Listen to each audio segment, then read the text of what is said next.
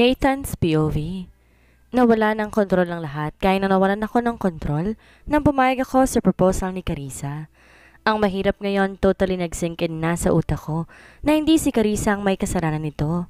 Biktima rin siya at ako lahat ang may kasalanan. Ako dapat ang kumontrol sa sitwasyon noon dahil hindi siya matatag sa emosyon at ako ang nasa normal na estado. Mahal ako ng asawa ko at may perpektong pamilya ko. And how I wish, magagamit ko pa rin ang present tense at hindi past tense kung sasabihin ko ulit ang sentence na yon. Ang aking asawa at si Carissa ay umiyak ng husto dahil sa akin.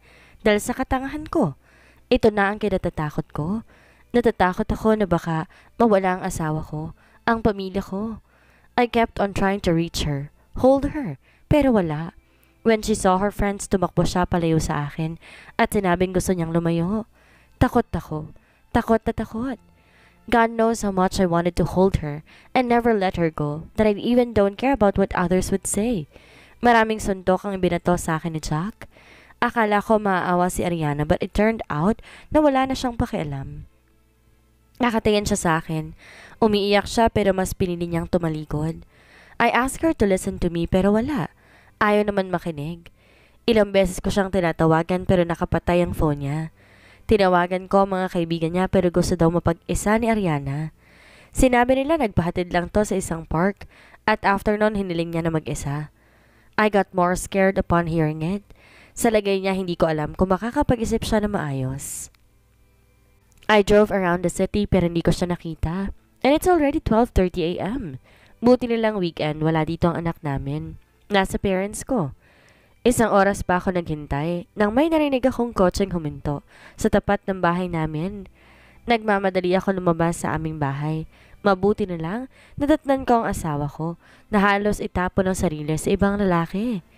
Gusto kong patayin bigla ang sarili ko. Ang lalaki ding nasa bewang ng asawa ko. Akin siya at walang po pwedeng humawak sa kanya kundi ako lang. Ako lang. Lumapit ako sa kanila at sa wakas, nakita ko ang asawa ko. Oh, hi Nathan. I'm sorry na lasing ako. Really drunk? The man let her go and she walked towards me ng pasuray-suray. I am fuming mad pero sino ba ako para magalit? Mas malala pa dito ang ginawa ko. Don't worry pare, wala naman akong ginawang masama sa kanya. I am Gerald. Sabi niya habang nasa bulsa ang mga kamay. Tumango ako at bahagyang umiti ng pilit. Wala na akong magagawa pa. My wife is just so drunk. Nathan, pare. I saw her at my bar, really drunk. Buti na lang may ID siyang dala kaya't nalaman kong address niya. Just take good care of your sister. Wife. She is my wife. Di nakataka sa akin ang pagkabigla sa mukha niya. But he was able to change it at tila nakakaunawang tumango ito. Sige pare, mauna na ako. Sige, salamat din. Muli itong tumango at bumalik ng sasakyan at umalis. Lasing na lasing ang asawa ko dahil hindi man lang siya makapagsalita ng maayos. Sana lang ay manatiling kalmado siya para mapakinggan niya ako. Binuhat ko siya sa kwarto namin. Dahan-dahang inihiga sa kama namin. Sweetheart, alam kong galit ka. Pero wag mong gawin sa akin to. Paano kung may nangyaring masama sa'yo? Sabi ko sa kanya habang hinuhubaran siya. Ito ang unang beses na nalasing siya. Palagi siyang prim and proper na kahit wag inom ng alak hindi niya gawain. Wala namang nangyari sa akin, di ba? Pero ano pa nga bang pakialam mo, ha? She said bitterly. Bakas ang galit at hinanakit sa boses niya kahit nakangiti pa ito. But I know her smile is not genuine and I did this to her. Huwag mo namang sabihin yan. I always care for you, alam mo yan. You care for me? Ito ba ang paraan mo para ipakita kung paano mo ako pinapahalagahan? Nang buntis, ha? Tinulak niya ako palayo sa kanya at lumabas siya ng kama. Sumigaw siya. Iyak ng iyak at tinapon lahat ng mga bagay na nakikita niya. Gusto ko siyang lapitan at yakapin, but she won't just let me. Anong kulang sa akin, ha? All my life sa inyo ko ibinigay. Nag-quit ako sa trabaho ko kasi sabi mo, gusto mo yung buong atensyon ko sa'yo. Ang sabi mo, gusto mong ilaan ko ang buhay ko sa'yo, pero anong ginawa mo? Hayop ka? Sinaktan mo lang ako. Galit na sabi niya. Ganito ko siya nasaktan, na kahit makita siyang nasasaktan, nagdudulot to ng sobrang sakit sa akin. I'm sorry. I know this sounds stupid pero hindi ko sinasadyang saktan siya. Wala na ako masabi. Sabi ko magpapaliwanag ako but it turned out na wala rin pala ako masasabi because at the end of this, ako pa rin ang may kasalanan. Hindi mo sinasadyang saktan ako? Talaga? Then tell me. Tell me nalasing ka lang at di mo alam kung ano nangyari. And it was just a one-night stand. Tell me. Tell me please. Niyakap niya ako at sinubsob ang mukha niya sa dibdib ko. Shit! This is too much. Gusto ko sabihin tama siya. Gusto ko magsinungaling. Tell me. Tell me na natukso ka lang. Because I will be willing to accept and forgive you again kung ganun nga. Ariana. Ano? Hindi mo masabi sa akin. Ilang beses mong ginawa. Ilang beses. I really messed up. Big time. Agony, hatred, lahat ng matinding negatibong emosyon makikita sa kanyang boses, mata at mukha. Diyos ko, anong ginawa ko? Sagutin mo ako. Ariana, I don't know. I really don't know how many times. Tumigil siya sa paghampas sa akin at biglang tumahimik. Hindi ko na marinig ang pagkikbi niya. Makalipas ang ilang minuto, tumingin siya sa akin. Akala ko makikita ko ang parehong emosyon na nakita ko kanina. Pero mali ako. Sa halip, tumingin siya sa akin na parang walang emosyon, sapat para ilarawan how much have I cost her. At it feared me so much. Dahil alam kong nasa punto na ako na mawala siya.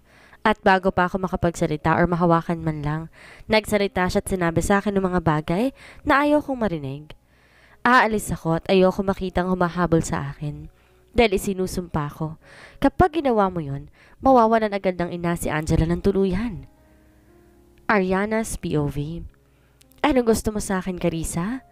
Nagsimula ako magsalita dahil alam ko, kahit siyang tumatawag sa akin para makipag-usap, hindi niya kaya magsimulang magsalita. Gusto ko na nang matapos to. Umalis ako sa aming bahay 3 araw na nakakalipas at tagpa siyang manatili sa isang hotel sa ngayon. At ngayon gusto kong bumalik sa suite ko at umiyak na lang ako or matulog maghapon. Ariana, you have to go back to your husband now, she said to me habang nakatungo. From time to time she would look unto me pero hindi nagtatagal. Baka hindi niya matagalan ang titig ko sa kanya. Nagulat ako sa sinabi niya and I suddenly want to think na nagsisisi siya sa ginawa niya. Pero hindi. Hindi pa ako handang bumalik. Ayokong makita nila ako. Ang ibig sabihin ng nila ay ang aking asawa, ang aking anak na babae, ang aking pamilya, ang kanyang pamilya, ang aming mga kaibigan at maging ang lahat ng mga taong nakakakilala sa amin, personal man o hindi. Ayoko. Ayokong makita nila kung gaano ko kasira. Na ang kaisa-isang lalaki sa buhay ko, nasaktan ako ng ganito. Ngayon pa lang naririnig ko nang sasabihin ng magulang ko na panunuya dahil napakatanga ko na nagpauto ako sa asawa ko. Hindi pumayag ang aking ama sa aking desisyon na huminto sa aking career. Sinabi niya sa akin noon na parang itinapon ko ng lahat ng sakripisyo niya para lang makatapos ako. And then, ngayon ang dahilan kung ba't ako sumuko sa lahat ay niloko ko. Bakit? Hindi ka ba masaya na iniwan ako ng aking asawa? May oras kayo to screw each on bed and probably in our room too. Nanginig ang mga kamay nitong tumingin sa akin. Umiiyak siya sa harapan ko pero wala akong maramdamang pagsisisi sa sinabi ko. Masaktan man siya ngayon sa mga sinasabi ko. Walang-wala naman to sa nararamdaman ko. Ariana, I'm sorry. It's just really my fault. Ako ang lumapit sa kanya para makipagtalik sa akin. Pilit niyang pinipigilan ang sarili sa pag-iyak at nagpatuloy sa kanyang sinasabi. I was so broken that time. Nalaman ko niloloko ko ng fiancé ko dahil ayoko makipagtalik sa kanya. Kita mo? I was emotionally unstable and I thought of... Naisipan ko ibigay ang virginity ko sa ibang lalaki. At pinili mong asawa ko para dyan, ha? Hindi mo ba alam na may asawa na siya at may anak na babae? Galit na sabi ko sa kanya. Walang sense ang sinasabi niya. Gusto niya palang makaganti sa fiancé niya.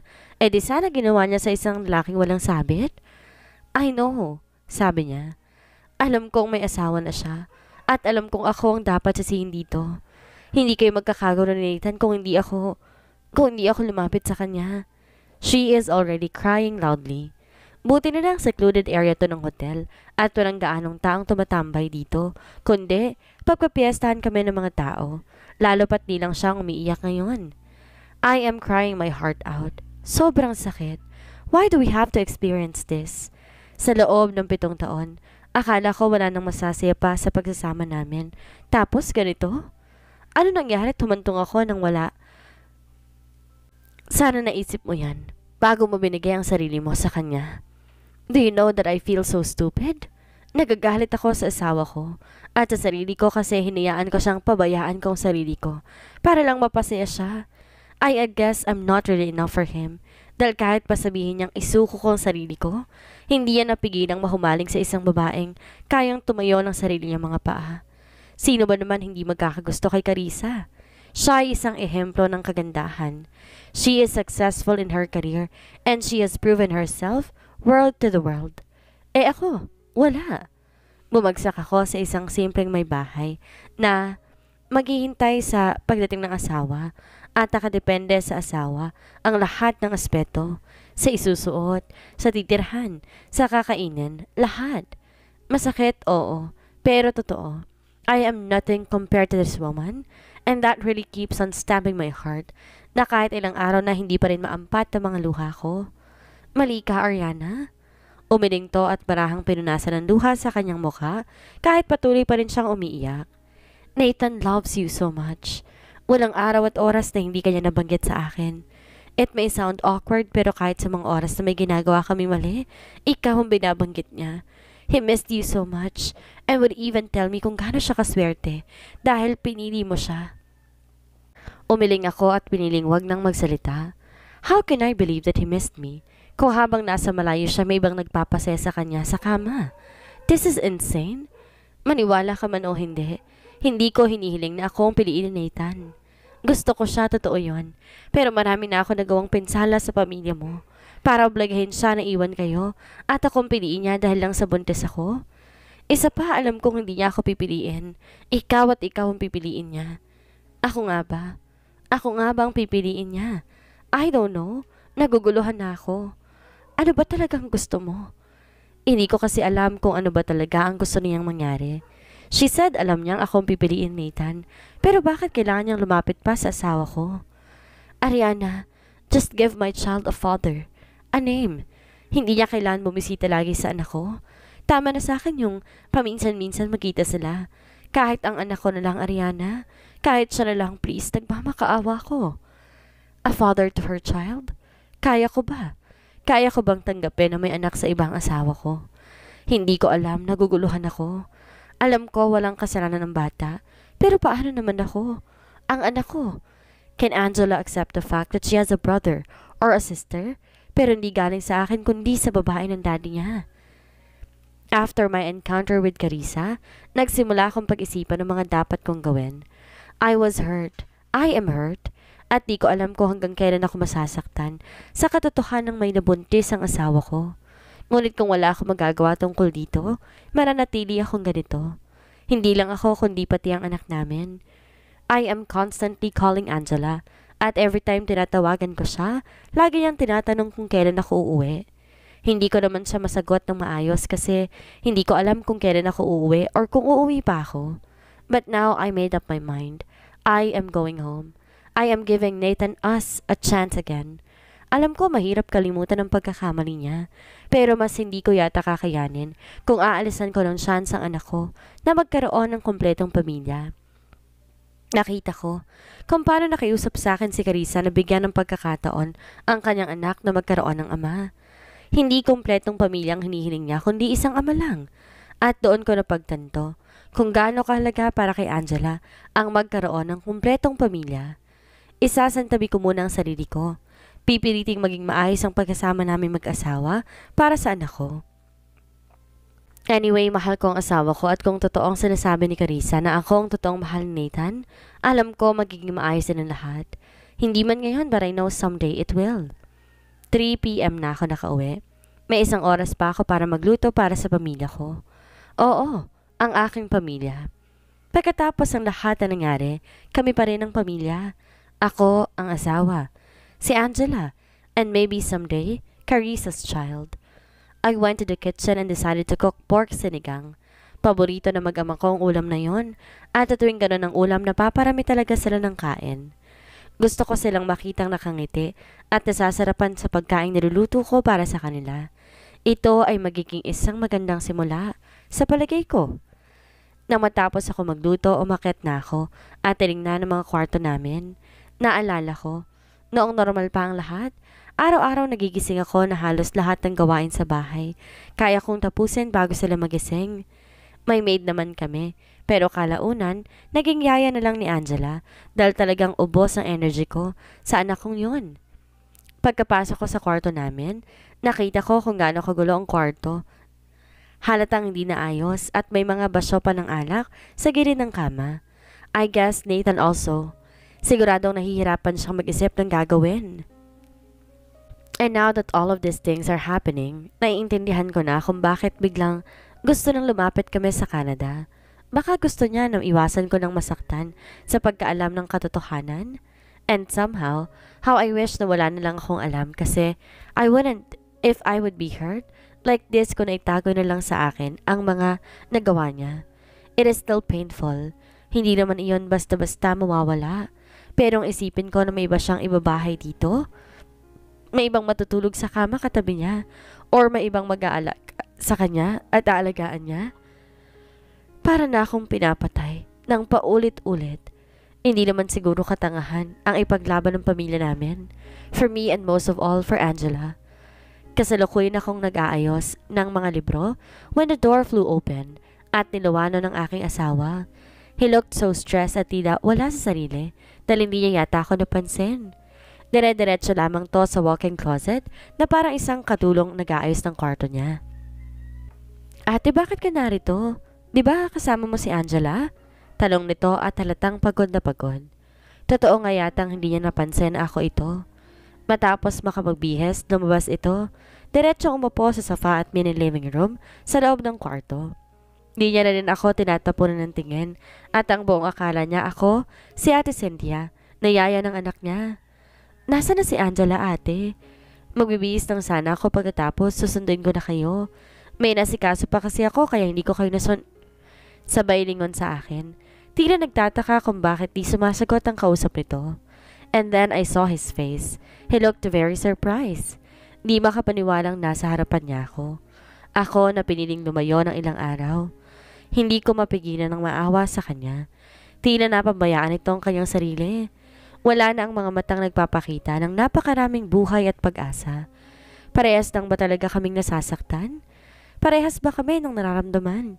Nagsisisi ba siya sa ginawa niya? Ang dami kong gustong itanong, kaya nanlalabo ang paningin ko. Nagtutubig na naman ang mga mata ko habang nakatingin ako sa kanya na umiiyak. Hindi siya makapagsalita pero ang luha niya ang nagsasabi ng lahat. Nakatayo ako malapit sa kama. Medyo malayo siya sa akin pero sa isang kisap mata, napapikit siya at niyakap niya ako. Pareho kaming umiiyak. Pareho naming iniyakan ang aming frustrations, ang aming mga sakit, ang aming mga puso. Nanginginig pa nga siya at niyakap ako na sobrang higpit na parang natatakot na layuan ko siya ulit. Ariana, I love you. He keeps on repeating that. I have lost count and every time he says it, he would kiss me. Ngayon malinaw na parehas kaming nasasaktan. Kung ba't ba kasi nangyari pa ang gulong to? Kung sana hindi siya nagpadala sa temptation. Kung sana hindi niya nakasama si Carissa. Kung sana inisip niya ako at ang anak niya bago niya nagawa yun. Hindi sana namin mararanasan ito. Hindi ko alam kung gaano kami katagal na nagkayakapan at nag-iyakan. Walang halos nagsalita sa amin, maliban na lang kung sasabihin niya kung gaano niya ako kamahal at kung gaano siya nagsisisi sa nagawa niya. Nagpa siya na lang kaming bumangon sa kama nang tumawag si Ate Cynthia at sinabing kanina pa sila naghihintay sa school dahil kanina pa ang awasan ni Angela. Pinipilit pa nga niya akong sumama sa kanya sa pagsundo kay Angela, but I chose not to. Medyo nakakaramdam kasi ako ng hilo, marahil dahil sa ilang araw ko na ring pag-iyak at isa pa inihanda ko ng kakainin namin. Hindi na rin naman niya ako pinilit pa ulit. Pagkatapos kong sabihin yon, masama ang pakiramdam ko. Pero bago siya lumabas ng bahay, hinila niya ulit ako para yakapin at halikan sa noo. Huwag kang aalis, okay? Intayin mo kami ng anak natin. Bakas ang takot sa boses nito. Baka natatakot siyang iwan ko ulit siya. Tumango ako sa sinabi niya. Ihintayin kita, okay? Well, mahirap maging civil sa kanya pagkatapos na nangyari pero sinusubukan ko. Ngumiti naman to at nagtanim ng mababaw na halik sa labi ko bago siya tuluyang umalis para sunduin si Angela. Hindi pa man naglilipat ng oras, nakauwi na rin sila. Tuwang-tuwa si Angela na makita ko na kahit malaking bulas hindi mapigilan sa pagpapabuhat sa akin. She was kissing me over and over again and telling me how much she missed me. Mom, I miss you so much. Huwag ka na ulit magbabakasyon na wala ako, okay? Malamang. Sinabi ni Nathan sa kanya na umalis ako para magbakasyon. Kaya pala kahit tinatanong niya noon kung kailan ako uuwi, hindi niya ako pinipilit. Sinabi rin kasi ni Nathan na kailangan ko ng pahinga kaya mag-isa lang ako nagbakasyon. I'm sorry anak. Ha? Next time tayo ni na daddy ang magbabakasyon, okay ba yon? She nodded in response at tila masayang masaya kumain ng mga pagkain ni handa ko. Napansin ko naman sa Nathan na halos hindi ginagalaw ang pagkain at nakatitig lang sa aming mag-ina. Aren't you going to eat? Tanong ko sa kanya.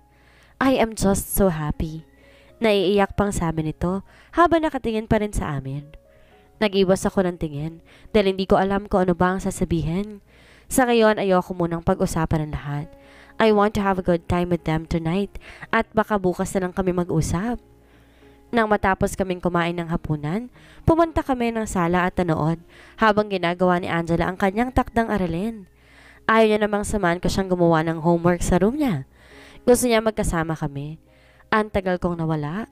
Mom, pwede ba ako matulog sa kwarto mo ngayong gabi? I missed you kasi. Tanong ni Angela pagkatapos gawin ang kanyang takdang aralin. Gusto ko talagang makasama kayo, Mom, Dad. I think I still miss us kahit na kanina pa tayo magkakasama. Well, pareho lang tayo ng nararamdaman. Pakiramdam ko kasi kulang ang buong gabing ito para mapuna ng mga araw na hindi kami buo.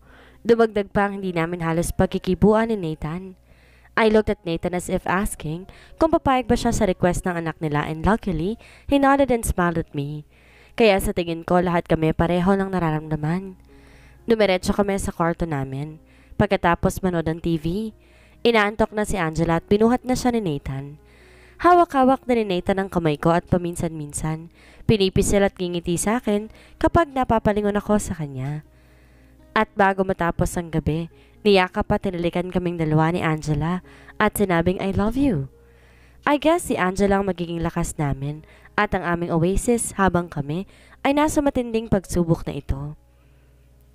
Ngayong muling nagbalik si Ariana at binigyan ng pangalawang pagkakataon sa Nathan, maging maayos na kaya ang kanilang pagsasama? Sa nangyari magsilbing aral kaya ito kay Nathan o simula pa lang to ng mga kasalanang magagawa niya sa asawa? Yan ang ating aalamin sa susunod nating kabanata.